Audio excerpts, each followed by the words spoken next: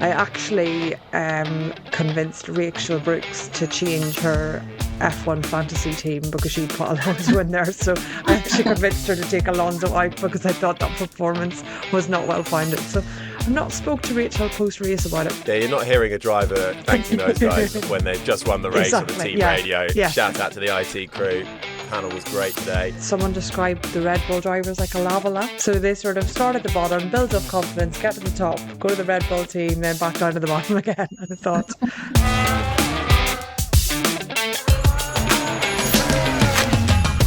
Hello and welcome to the F1 show presented by Audi. My name's Harry Benjamin, and as you can tell, it seems like most people on the Sky team have done the sensible thing and gone straight off on holiday because they've called me up off the subs bench to host the review of the Hungarian Grand Prix and the last race ahead of the summer shutdown.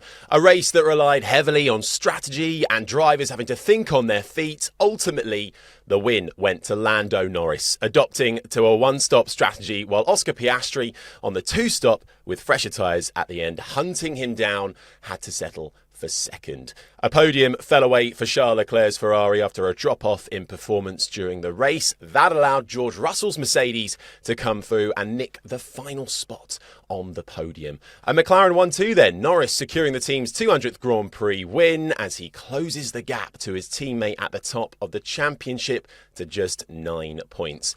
We'll discuss all that went on across the 70 laps and look back at how the first 14 races have played out for the teams and drivers so far, plus what to expect in the summer break, and answer some of your questions. Thankfully, they have yet to book their holiday. So joining me is Bernie Collins and Jamie Chadwick. Welcome to you both. Actually, you were both out in Budapest, weren't you?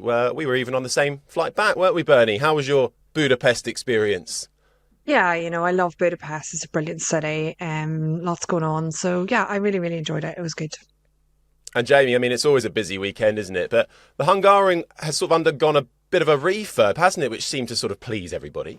It has. It was beautifully, decorated, the whole refurb. I can't believe how quickly they did it. There was a lift that wasn't working that upset a lot of people. But other than that, it was a great weekend. And unusually for Hungary, normally I've done that race a few times and it's super hot. The temperatures are through the roof, whereas this time a little bit more pleasant and not too hot for all of us. Having to climb up about 8 flights of stairs to then go on air was maybe a slight snag, but we'll let them off the lifts. Hopefully that'll be done for next year. Well, look, before we get properly stuck into things, I would like to start with, I believe this is a regular feature, and I would like from both of you, please, from the weekend, your shocker, your moment, and your winner of the weekend. Bernie, shall we start with you? Yeah, I think the winner of the weekend is the easiest one, I suppose. That's got to be Lando Norris. He, to get that race together. Shocker of the weekend is probably going to have to go to Ferrari for Leclerc.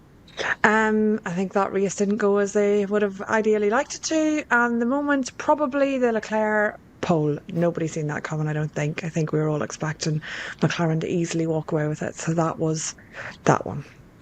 Yep, I can get on board with those. Jamie? Nice. I didn't know if this meant for one person for the whole weekend. So originally I did Lando's kind of shocker moment and obviously then became the winner. That's a good way of looking at it. Open to interpretation, because I was going to say, is to be a bit unfair on him, is lap 1 was a bit of a shocker. He dropped down to 5th.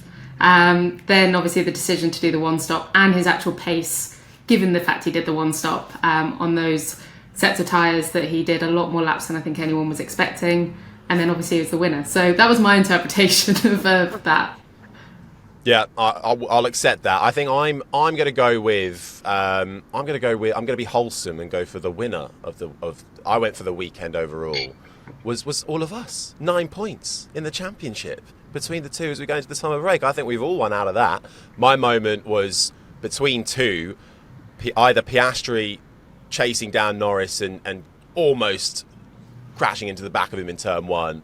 And then also, did you see the Hungarian meme guy on the grids? Yes. The sort of, I think it's called like hiding the pain Harold or something like that. I thought that was a good moment of the weekend. And my shocker actually goes to Alpine. I just think that it's a bit of a shocker going on there at the moment, right at the back for them. But from the back, then let's go to the top and start properly with McLaren. If you didn't watch the race and just looked at the results and saw a McLaren 1-2, you might think it was all smooth sailing. But Bernie, it really wasn't. Strategy, absolutely key here. I wonder if you can just talk us through the decisions that McLaren had to weigh up in ultimately deciding that Norris needed to move to a one-stop, which won in the race. Yeah, I think pre-race we were all expecting the two-stop. That's what the Hungaroring has ended up being in recent years, with softer tyres that Pirelli are bringing now. So the majority of the field went into the race thinking it's probably going to be a two-stop. Then, like Jamie said at the beginning, we had these sort of slightly different conditions to what we normally have at Hungary, quite a bit cooler, threat of rain throughout, but the track temperature is a long way down from what they normally are. We often see up to 50 and we were looking, low 30s at times, really. So big difference in that. And that sort of pushed the one stop into contention. So McLaren, started on the two stop, but as Jamie says as well, they were running second and fourth in that first stint. And then, Piastri stopped at an attempted undercut on Leclerc that didn't actually end up working out. So he did the first two stints behind Leclerc. So at that point, Norris, who had been in P4, he has an option. He either tries to undercut Russell or he goes long. Russell stopped first. So they extended Piastri. And at that point, I think they thought, well, a two-stop will leave us in fourth, potentially the possibility to get Russell later on in the race. Or we try this one stop. Degradation was looking low with those lower track temperatures, so they elected to try for the one stop, extend that stint with Norris, box him on the optimum lap. He had a very long final stint, and then their decision making with Piastri was in that second stint, how do they try and beat Leclerc? So they extended beyond Leclerc's pit stop lap, got a bit of a tyre delta that allowed them to overtake Leclerc, who really struggled in the final stint, it must be said. And then, as you said, at the top, closing down Norris. So it was really close. I wonder if McLaren now think that if they'd extended even further with Piastri, so an even shorter final stint, if he could have had more of a tyre delta to get Norris at the end. But Hungary, as the race progresses, becomes more and more difficult to overtake, actually. So because of all the debris offline, so all the little bits of rubber that come off the tyres all ends up offline, and that makes it much more difficult to overtake as the race goes on, because you've got this debris offline. I mean, there's so much to unpick even in that, but it gives us a great overview, doesn't it, Jamie? But like, as a driver, when on the Norris side of things, when you've had, as you said, like a really poor lap one, a messy lap one, drop positions, then are you scrambling? You've got to get your head around a strategy change that you probably weren't expecting to be on, then knowing that your teammate who's got track position is at that point maybe on the favourable strategy. I mean, what's going through Norris's mind in those stages? To be honest, he did very well to kind of rebound from that. I think it was interesting because obviously when you have a lap one like that, almost it becomes, you don't have the risk. For example, you're not leading the race, you don't have anything to lose in that situation. Worst case scenario, with the pace that they had, he was probably still going to be on the podium, third or fourth. So he could take the risk, he could roll the dice and try the one stop. If his tyres just fell off a cliff, they tried it, and to be honest, he would have been pointing the finger at the fact his lap one was bad at that moment. So it's one of those situations that in that instance, I remember him on the radio, he was very relaxed, very assured, just, yeah, why not? Let's try it. That kind of attitude comes when you know the consequence. You're not throwing away a race win. He was gaining a race win. And I think that mentality was quite important for Lando to have. What I just thought was impressive was exactly what Bernie was saying is, given the conditions and the fact that the undercut wasn't as powerful as we've seen, the tyre warm-up seemed to be more of a challenge, it just meant that he was able to make it work, and he was able to stay very cool and calm and collected. He's under a lot of pressure at the end. He actually forced, I think, that lock-up from Oscar by turning in quite aggressively. He could have left the door a little bit more open, and suddenly Oscar could have actually caused him more of an issue there, but he fully shut the door. He knew he didn't have anything to lose in that moment, and I think that was an aggressive drive actually from Lando from out front.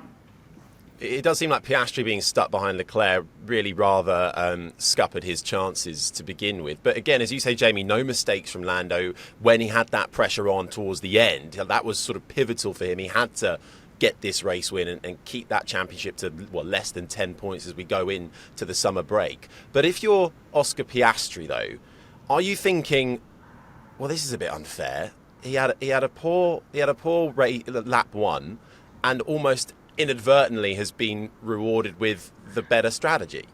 It's how it goes sometimes. That wasn't the better strategy going into that race. All the data, everything everyone had didn't put that as the better strategy. It's the strategy that ended up being a better strategy. It's like we see it in F2 all the time. There's an alternate strategy. It's called the alternate strategy for a reason, but sometimes it pays off, and sometimes there's a safety car at the right time, and next thing you know, you look back and you think, oh, I wish I'd done that strategy. So it's the way it goes sometimes. I think Oscar on the radio afterwards, Bernie pointed out when we were out there that he wasn't as sort of angry or annoyed at the team, because I think he knows that. I think Oscar's one of his abilities is he can see and read the race from within the cockpit very well, and I think he would have known that that's the way it panned out for him, and it was a bit frustrating. I think what a lot of us didn't expect, I thought Oscar was going to maybe clear the Ferrari a little bit earlier, especially with the undercut potentially, and then he would have been in clear air, and then I think the one stop would have been harder for Lando to really make work. But it's the way it happens. I don't think it's a case of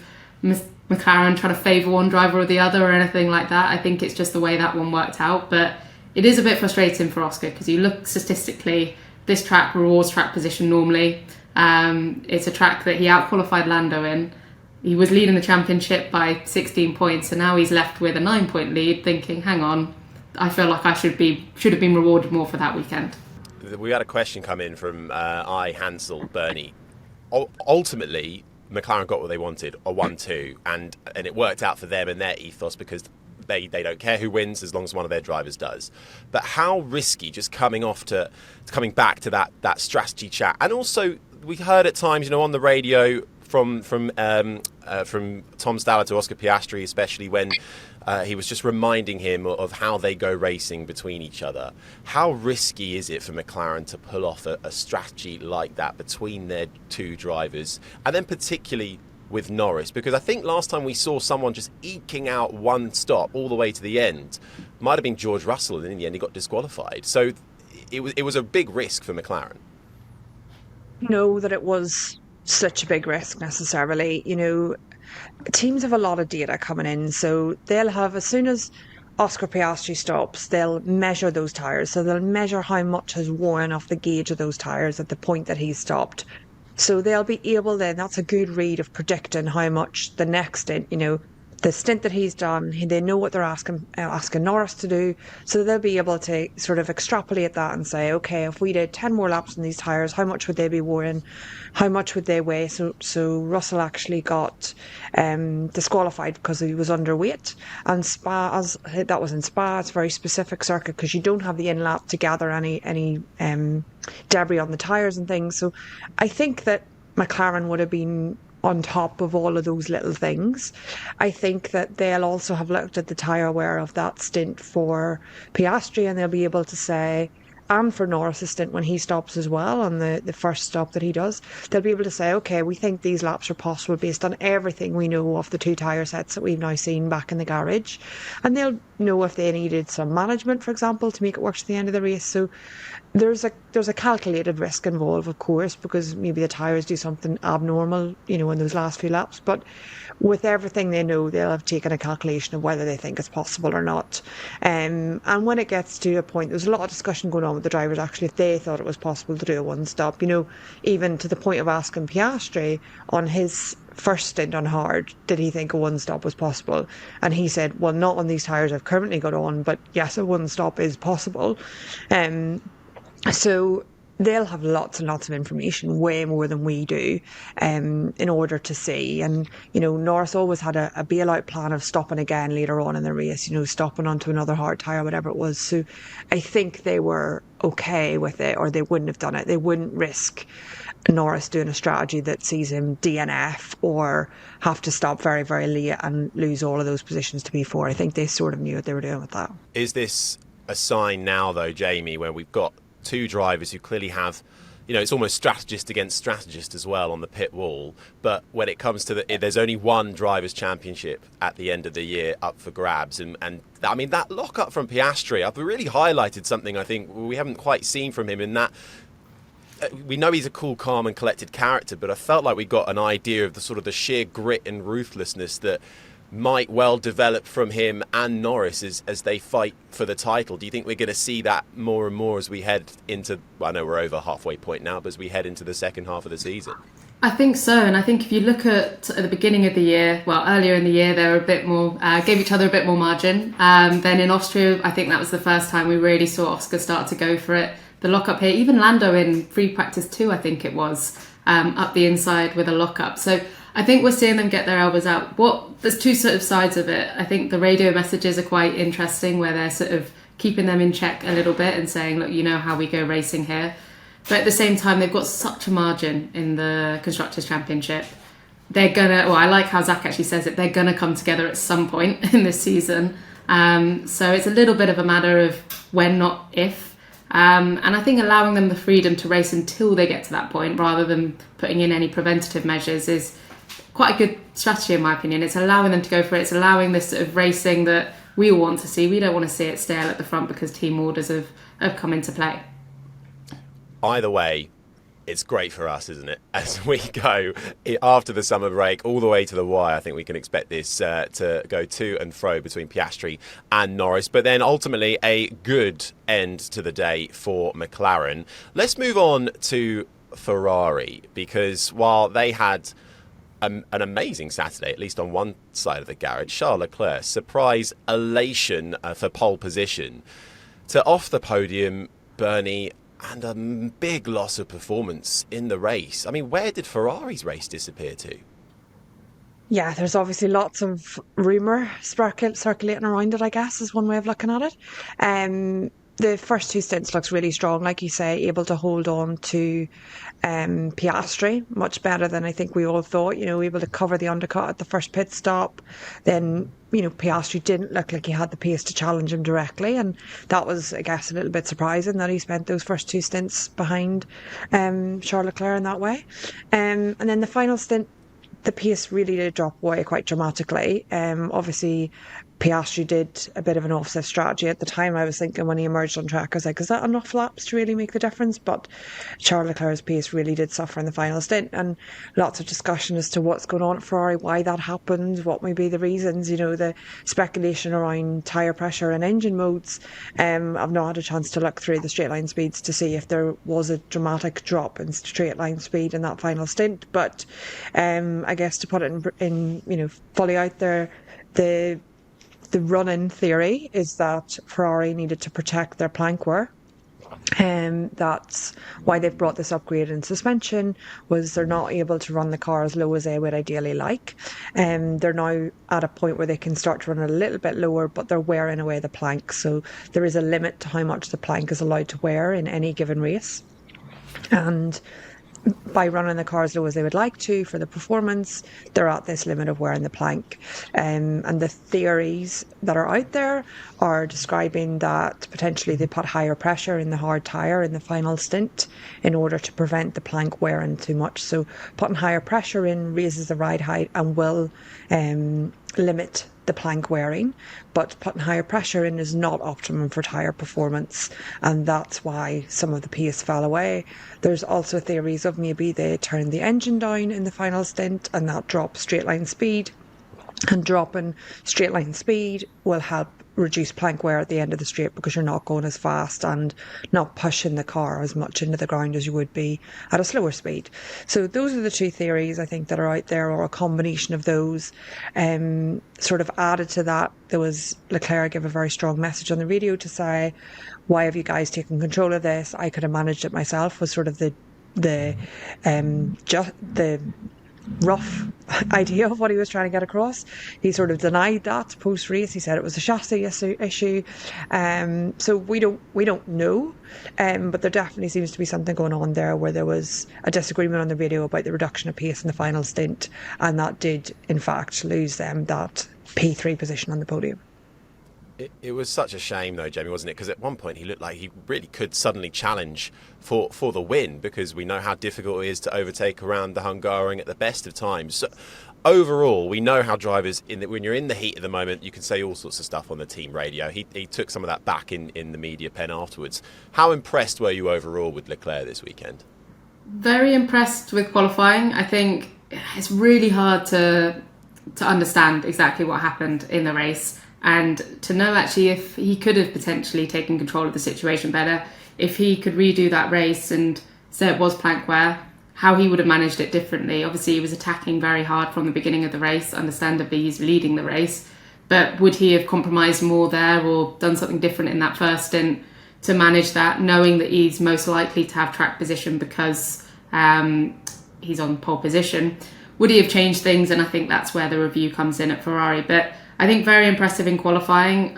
Every driver seemed to struggle or sort of say how tricky it was when those temperatures dropped and the wind came into play, and he seemed to make the most of that situation. He seemed to kind of lean into it and ultimately steal it away from the McLarens, which none of us thought was going to happen. The race, like I say, it's a tricky one to weigh up, but his first stint was very impressive. I did think that morning when we turned up and the conditions were cooler and there's a bit of a breeze, I thought maybe he's got a chance here. And then everyone I spoke to said no, because the Ferrari has a bit less downforce on, it's going to burn up its tyres, it's going to be a massive struggle for them. So I thought maybe he has a chance, but realistically probably not. But none of us, I think, thought there would be that drop off that there was. And whatever the issues, I quite like the fact George seemed to expose them, but hopefully they do give us a bit of an answer and an actual read on what that was, because it'd be really interesting to know why that happened to them and if it's something they need to be worried about for the rest of the year as well. Yeah, they've certainly got a lot of homework to do, haven't they? I mean, and also on Charles Leclerc, let's face it, on the other side of the garage, well, he put Lewis Hamilton in the shade all weekend, and a weekend where he came out, Jamie, with some pretty strong comments, calling himself useless after qualifying, saying the team, paraphrasing, would be better with another driver. There is still something not right, not only with the car, but with that relationship too between Lewis Hamilton and Ferrari. I mean, how serious do you think this situation is at the moment? It's definitely not the fairy tale we're all hoping for, that's for sure. I think there's a few ways to look at it. It's been a really tough few races for Lewis, and also in that race, like lap 7, he was talking, or he's been told to lift more, to manage overheating, and as a driver you're already having a tough weekend and you're told you can't even attack to try and kind of make up for it almost. So he just had a tough weekend, and it's compounded, I think, issues that we've seen from earlier in the year. I think part of the reason he's so down on himself and so frustrated, I think it was Fred Vasseur said it's out of frustration rather than anything else, is because he's gone there to try and win an 8th world title. He's gone there because he wants to be winning the world title, winning races week in out. And even if you just have 1 or 2 bad weekends, that's frustrating when you know he knows what he's there to try and achieve. So it's very hard listening, to be honest. I really hope the summer break gives an opportunity for not just him, but Ferrari to kind of reflect and find a way out of it, because it's not nice for anyone to sort of hear that, but particularly from a driving point of view, it's a really hard listen, to be honest. And it must be a hard listen for those working hard inside the team as well, Bernie, though. I mean, when you have a driver of Lewis Hamilton's nature saying those kind of things, being very down on himself, and then you've got to have a strategy meeting, or you've got to sit in there and debrief the qualifying and look ahead to the race. I mean, how are the team going to be feeling hearing those comments? What do they try and do? Yeah, I think it's probably more Lewis's own team, the people he has around him, to try and sort of lift him up a little bit, try and get the best out of him, try and figure out, where he's losing performance in, let's say, qualifying. I think his race was probably stronger, definitely his final stint, let's say, was stronger. So it's just about trying to get the best out of him. Ferrari has 2 challenges. 1 being the car performance and the issues like we've seen with Charles Leclerc, and 2 being how do they get the most out of their second driver, or Lewis Hamilton. Let's not call him the second driver, that's probably unfair, but how do they get the most out of Lewis Hamilton? So, and where is it going wrong? What is it about his driving style? What it is about his setup? What it is about what's happening in qualifying or his outlaps. What specific thing is it that's not allowing him to get the most out of that car? And obviously, it's already started the rumours around why is Ferrari not getting, not allowing Lewis the same car setup. They ran very, very slightly different wings. We didn't hear any reason from Ferrari as to why they run slightly different wings, but I suspect it's driver preference. One will be slightly better in qualifying, one will be slightly better in race conditions, I'd imagine. So I don't think there's any conspiracy there. And these things kick off very, very quickly. I think it's everyone in that team will be working to try and get the best out of both drivers. And Ferrari have a real opportunity to do quite well in the constructors because both of their drivers are hopefully scoring points where someone like Kimi Antonelli at Mercedes has been having a few struggles. Red Bull have obviously not got their second driver working as well as they would like to either, and the Red Bull is now looking not very strong as well. So Ferrari will be working together to get the most out of both drivers, and I really strongly disbelieve any conspiracy to the opposite of that. I think either way, a much-needed summer break for a lot of the teams and the drivers. Let's just end this first part of the pod with some more positive news, shall we? And Bernie, tell me, how did Aston Martin go from occupying the back row in Belgium to a week later getting both cars inside the points and Alonso in fifth? Yeah, I think at one point when I was thinking of my win of the weekend, I actually think the Aston Martin team was the win of the weekend as a team performance. Very unexpected. They were right up there in FP2. I was the first person to say, I suspect it's probably fuel load. Then FP3, I thought maybe still a little bit of fuel. I actually convinced Rachel Brooks to change her F1 fantasy team because she'd put Alonso in there. So I actually convinced her to take Alonso out because I thought that performance was not well founded. So I've not spoke to Rachel post-race about it, but I suspect I'm not in her good books. She's fuming at you. She's fuming. You got her to put Kimi in as well, so... That you've broken a lot of trust there, Bernie Collins. Yeah. I didn't tell her who to put in. I just said I'd be a bit sketchy about the performance. But they appear to have just brought a new front wing. So the running discussion in the paddock is they're running a new front wing with an old floor. And it's, I think some of it will be circle specific, but the turnaround has been phenomenal given we have been at high downforce tracks this year and the cars performed nothing like it did this weekend. So something in their new front wing, and it's hard, I guess, for people to realise that just one component or one assembly can make such a big difference to car performance. But if the old front wing, something about how the air was flowing off that affects the remainder of the car. So if the old front wing, maybe the wing was working but it wasn't allowing components in the floor to work, then a single component like a front wing may allow just better airflow to the rest of the car. Suddenly the whole floor is working better, the diffuser's working better, the rear wing's working better. So just getting one assembly correct, particularly front wing or a front brake duct, anything like that, that's affecting a lot of the airflow further back in the car, it can turn your performance around quite quickly. We need to go to more circuits to see that holds across a range of downforce levels, but such positive signs for Aston Martin. I think they were a team that had sort of written off their year because the car just wasn't working. Alonso was very unhappy, and that's real positive for them and gives them positivity going forward in terms of what they're working on in the wind tunnel, what they're working in fluid dynamics, what they're working in the simulator. Like, if they can understand why the car worked this weekend, that gives them a lot of confidence in their design work going forward. And I think it goes to show as well, doesn't it, Jamie, that you can turn 44 years old, you can have a bad back and miss out a practice session, but Alonso still driving beautifully. I mean, that first stint, I looked at the track map and it was just classic Fernando Alonso, massive gap in front of him and every driver right behind him not able to get past. He's done that time and time again. He has. It was very funny. We spoke to Gabby Bortoletto afterwards as well, and he was typical Fernando playing the tricks. He knows exactly where to push, where not to, and he had pace over him, but he couldn't pass him. So that's even someone that knows him quite well now. Just knows exactly what he's up to. But I think it's really important for the drivers to get results like this as well, because for so long this year we've spoken about Aston kind of neglecting this year, just focusing on next year. Adrian Newey won't really even look at this year's car. But you forget the knock-on effect that has for the whole team, for the drivers especially. Your motivation for Fernando, he's kind of sort of had a career where he's motivated by success. He wants to be winning races and ultimately world championships. And you kind of have these weekends like they had at Spa, and you lose that motivation and potential interest to keep doing it. So it is important that they have races like this. It's important they do put a bit of focus on it, and that's why it's great that, as Bernie said, it seems like this front wing's worked and paid off, and hopefully that's a sign of what's to come for the rest of the year. Yeah, a great confidence boost for the team and the drivers. They now jump up into 6th in the Constructors' Championship, just 1 point ahead of Sauber.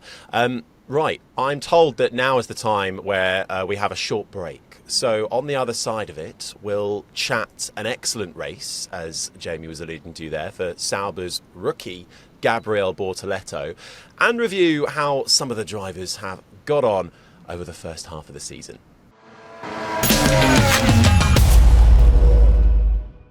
Quick word on our show partner Audi. The philosophy of Audi Sport isn't just about winning races, it's about pushing boundaries. Everything learnt on the track goes straight into Audi's road cars, making them just as thrilling as they are refined. Take the Audi RS range, serious performance, but with a level of sophistication and refinement that doesn't need to be loud to make a statement. It's that perfect blend of power and precision wrapped in quiet luxury. Whether it's their powerful style or the RS Sport suspension with Quattro all-wheel drive for razor-sharp handling, Audi is constantly redefining the future of performance. Book a test drive today to experience the Audi RS range for yourself. Welcome back to the F1 show presented by Audi. Jamie and Bernie still with me. And let's go straight in, Jamie. You mentioned Gabriel Bortoleto before the break. I mean, I'm really excited to see what Bortoleto goes on to do for the second half of the season. Not only have Sauber seemed to have found a bit of momentum, but I feel like we're now seeing why Bortoleto, he's managed by Fernando Alonso. He's a protege. It's an exciting time for that rookie, I think. Absolutely, and I find Gabby's kind of career quite interesting, to be honest. I remember I was in the same team as him in the category above years ago. Well, it's actually not that many years ago, which shows how quick his progression has been. And he was in F4 and beaten by his teammates, not an obvious contender to be kind of progressing. And then he's just got better and better every step he's gone up. You look at his F3 career, 1 in his rookie season, F2, 1 in his rookie season. And then as soon as he's done that, you kind of need to guarantee them, in my opinion, a spot in F1. And we mentioned it to us on air, actually. He's one of the very few drivers to get very little testing in an F1 car prior to this season. He was talking a little bit about how actually the rule came in for the TPC testing. So he only got 1,000 kilometres in the TPC car that Sauber ended up getting. So he kind of is learning as he's going. And I think knowing how good he is at learning and his rate of development, I'm not surprised that he's progressing at this kind of rate, and his qualifying performances have stood out to me. If you compare him to Hülkenberg, who we know is no slouch, especially in qualifying, he's going out in Q1 and Gabby's getting through to Q3. So I think that shows what he's capable of. And yeah, he's an exciting prospect for the future, that's for sure. Yeah, it's the qualifying, isn't it, that actually stands out? Because I always had Hülkenberg down as a flyer over one lap. And it's actually Bortoleto who is beating him in the head-to-heads. And I think a lot of people said by the halfway point, obviously they're signed, both of them, on multi-year deals which go into Audi next year. So for that kind of confidence for Bortoleto and his future to be beating Hülkenberg at this stage over one lap is really significant. But also, Bernie, with Jonathan Wheatley at the helm along with Mattia Binotto, this is boding well for 2026 now with that transition to Audi, whereas, you only have to go back a few races and you're looking at Sauber like a team in disarray. It's a world apart. Yeah, they seem to be really coming together, and I think that's what's highlighting how well Bortoleto's doing, is the fact that they're now in a position to be scoring points. The Sauber at the beginning of the year, even with a really out there race, you couldn't have imagined either of them being on the podium in Silverstone, which obviously Hülkenberg achieved. So yeah, that team is on the up and up. They're learning together. they seem a lot more relaxed in the garage. You know, we spoke to Jonathan Wheatley, I think it was with Jamie, maybe, as I was leaving the paddock one day. And he was just saying, you know, the team is coming together, working really well. They're sort of got Audi coming on board, you know, they're looking to the future, and they're working together at that. And I think the fact that both drivers do have this multi-year deal, they're sort of able to get the most out of them, develop the car together. They've made big improvements this year to be getting both cars in the points, or right on the cusp of the points. I think Hulkenberg is struggling in qualifying, so Bortoletto is able to make the most of that, and therefore able to, like you say, be outpacing Hulkenberg regularly in qualifying. So yeah, the team's working really well together, and it's going to be interesting to see how that goes, because they did start the year very, very poorly, and do seem to be on the up and up. While McLaren are running away with the Constructors' Championship, I mean, if you want to get excited about something, and I'm always a fan of getting excited about what's going on in the midfield, you just have to look at how close it is in the Constructors. I mean, even Williams, who you thought, sitting with fifth, 70 points to their name, you thought they might be safe and away. But actually, Aston Martin, 52 points in sixth, 1 point ahead of Sauber.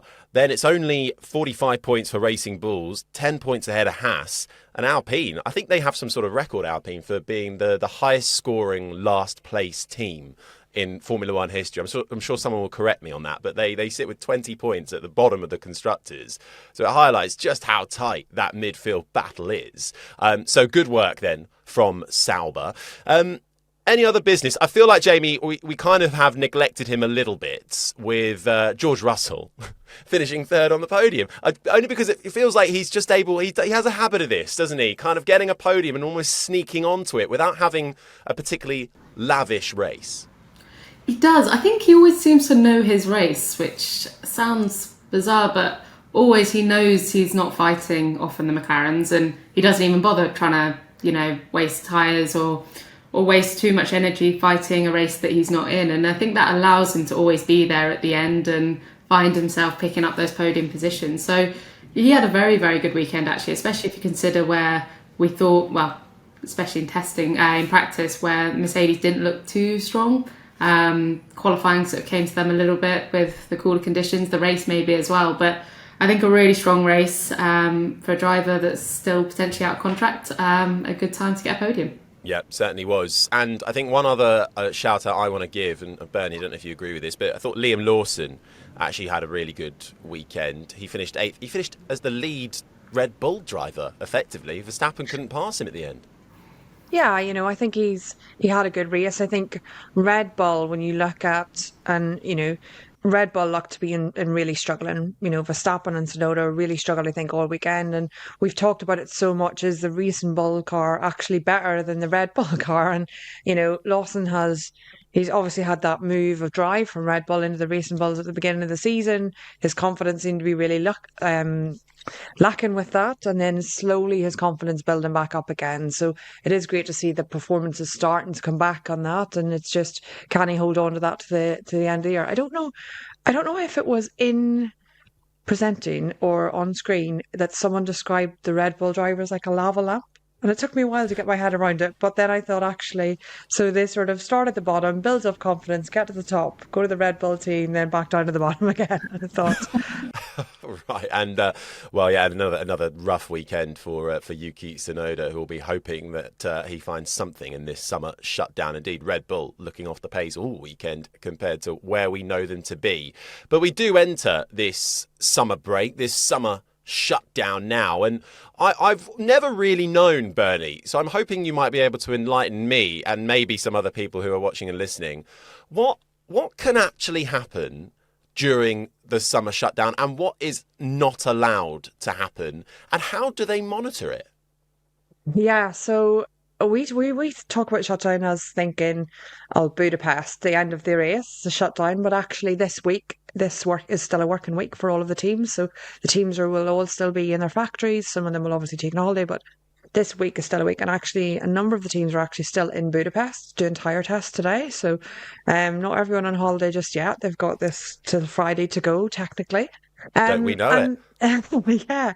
So then basically we enter an enforced 2-week shutdown period. So that is enforced by the FIA. They'll monitor, or they can ask teams for proof of things like email communication, laptop, how long a laptop's on, like everything's trackable online now, isn't it? So everything shuts down and we think of that as the sort of technical, anyone working on car design, car build, the wind tunnel, for example, any like CFD, so computational fluid dynamics, the simulators, all of those things are not allowed to be operated on a current F1 car or anything that can relate to the F1 project. So you can do things like maintenance of your wind tunnel. So these 2 weeks, you might have people in the wind tunnel doing any sort of routine maintenance that needs to happen to that wind tunnel. So there are things that can happen, but they're just not allowed to be working on the F1 car. You can have IT could still be there, for example. So often over the shutdown, there'd be big upgrades to the IT system. So yeah, there's a good mix. And the thing I used to love about shutdown is you'd turn your phone off on Friday, you'd leave your computer in work, and you would come back in 2 weeks, and there would not be a single additional email apart from maybe the IT one saying that your system's been upgraded and none of your passwords work anymore. But it literally is just a pause where most offices that most people work in, if you go away for 2 weeks, you come back to like 300 emails or whatever it is. The shutdown was really nice because there was no interaction like that. You didn't feel like you were missing out on anything. It just literally stopped and then picked up again in 2 weeks' time. So they'll start back the Monday before Zandvoort. Some people, like the people that need to go out and build the equipment in Zandvoort, they need to go out and build the garages or build the trucks or the motorhomes, they'll start the Saturday or Sunday before Zandvoort. So that's basically when the shutdown will end. You need like a little series, like of the really mundane inner workings of a Formula One team, of people having to deal with the IT department. Well, I think it's one of those things where passwords. Like you think like it's one of those things like IT or the intercom panel on the pit wall. Nobody cares about it until it doesn't work. Yeah. And then the minute it doesn't work, that person becomes the most important person in the team. So nobody ever gets off the pit wall and says, oh, well done, IT, the pit wall will work today or the intercom will work today. But as soon as it doesn't go wrong, that person becomes in the limelight. And I think that's always a real unfortunate aspect of those roles. Yeah, you're not hearing a driver thanking those guys when they've just won the race on the team radio. Yeah. Shout out to the IT crew. Panel was great today. Look, okay, well, everyone will be enjoying some time off regardless then. I want to finish things off with a sort of review of the first half of the season, if I may be so bold. And I'm looking from both of you, please, your most improved driver, your best rookie of the season so far, the surprise package, room for improvement, and your star of the season. Jamie, I'm going to make you I'm going to go through them all. You're going to go through them all? You're going to list them off, reel them off? It'll be interesting to see actually if Bernie and I have similarities on this. I think kind of obvious answers for a few. I think for most improved, Gabby Bortoletto. But to be expected, I think, as I touched on earlier, given the fact he hadn't done much in an F1 car, he was always just going to get better. But I just think he's getting so much better, and it will be interesting to see where he does actually go and if the car sort of supports him, where he can sort of end up at the end of this year. Best rookie, we probably are pretty unanimous on this one, but Isaac Hajar, just so solid, just all year. Maybe after Australia, just incredibly impressive, particularly in that Red Bull environment, just making it work in the racing balls, which has been very cool to see.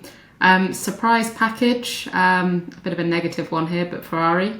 I said Ferrari to be actually potential constructors winners maybe, or no, championship winners, or fighting for the championship at the beginning of this year, and that's just not been where I expected it to be, unfortunately. And then room for improvement, and I'm going to sort of explain this one, but Ollie Behrman, only because I know how much potential he has and how fast he can be, and he has shown how fast he can be on numerous occasions, but that's kind of been aligned with a couple of little annoying mistakes that, meant that have red flag infringements that meant he starts at the back when he should have qualified in Q3 and in the top 10. So I say room for improvement just because if he irons out those little mistakes, then he's going to be in a really great place, which will be exciting. And then the last one, what was it? Star of the season? Star of the season. Andrea Stella. because he's the one holding the glue together, or it seems, at McLaren, and he's doing so far an incredible job of managing those two drivers, and the car is just phenomenal this year. So Andrea. That's a pretty decent list. Bernie, where are you at with it? I agree with a lot of what Jamie's just said, as always. I think that my the one that you said Ferrari for, that you thought was that surprise package. Surprise package. My surprise package actually is McLaren, because I didn't expect them to be as far ahead. So I sort of thought that, the last year, the current regulations, it would all close up and everyone would be a bit closer to McLaren, and McLaren have seemed to have taken either another step forward, or the others haven't done as well as they have done. So I actually think the surprise package is the McLaren. I thought it would be a much closer season. And the star, I think, being, for me, rather than Stella, I think Piastri. I think Oscar Piastri's really stepped up compared to last season and really brought us a fantastic competition. It's going to be a really tight end of the season. And then room for improvement, I actually think, is Ferrari. I think they should be doing much better. We know they've got issues. We've discussed that already at the top of the show, but I would have thought the rest of the field, I could put every team apart from McLaren in room for improvement, really. You look at the Red Bull, you look at the Mercedes, they should be bringing the fight much, much more than they currently are. Yeah, I think that's those are all fair points, and I'm pretty in agreement with both of you, actually, on that one. I think that just about does it then for the F1 show for this week, our post-Hungary debrief as we head off into the summer break. If you fancy letting us know your reviews of the first half of the season, you can do that as well. If you're watching on YouTube, you can put your own driver names in and see how many agree with you or not. Into the summer break then. Jamie, big plans, off to the beach? A little holiday. I don't have much for summer break because what iRacing doesn't do the shutdown, unfortunately. We have big gaps in between instead. So, a little week off and then back to racing for me. Nice. Bernie? I'm going to be largely in the UK. Got lots of stuff to do around the house, so we shall be doing that for 2 weeks. A bit boring, but I think when the weather's good here, I try and stay in the UK. So I'll just be here, hopefully. Life admin to sort out. Me, life admin, and well, as you know, Bernie, I'm actually going to Ireland in a few weeks' time. I told Bernie I was going to Ireland, and she gave me the longest email, most formal email of like where to go, because I want to do a bit of a road trip, where to go, places to go, in one of our production meetings earlier on in the year. So I've taken that as gospel. So I'll report back post Ireland when we rock up in Zandvoort. We can do ratings on it. Ratings on how good or bad you thought it was. Yeah, exactly. We'll do that. Okay, deal. Done. That's the podcast sorted for when we go to Zandvoort, which will be the next race at the end of the month. Lots of stuff, though, to come across Sky F1 in between then and now. Thank you very much, Jamie Chadwick. Thank you very much, Bernie Collins, for your time. I'm sure the usual team will be back soon. But for now, have a lovely summer break wherever you are. And by usual team, I mean me. I need to get out of my little studio cupboard because I'm absolutely boiling. We'll see you next time. Bye-bye.